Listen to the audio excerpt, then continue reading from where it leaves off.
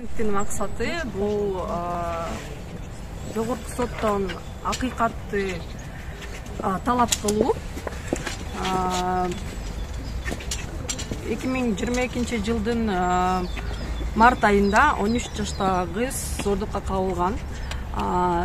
Аны 4 эркек көп айлар бою зордукташкан. Ал 4 эркектин арасында 2 милициянын кызматкери дагы болгон да. Ушул убакка милиция кызматкерлеринен башкаларга сроктор берилди. Бирок милиция кызматкерлери азыркы убакта 6 жыл гана беребиз деп жатышат. Биз ошого каршыбыз.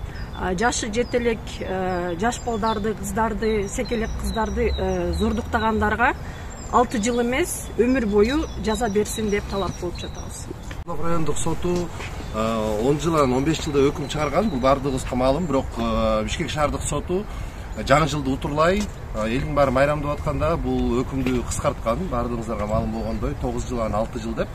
Анан жеңилдетилген дагы формасын киргизген. Себеби биринчи жанагы жалпы топтук зордуктоодон башка айыптоолорго которгон. Анан кийин шаардык соту Динеев сотунун башкармалыгынын алдында өткөргөн отурумда ушинтип кыскартылган. Мына бүгүн дагы майрамды утурлай кайра кичинекей кызды зордуктаган милиционерлердин өкүмүн дагы кыскартайын деп ниеттенип атканы бизге маалым. Анан бул чоң прецедент жаратышы мүмкүн.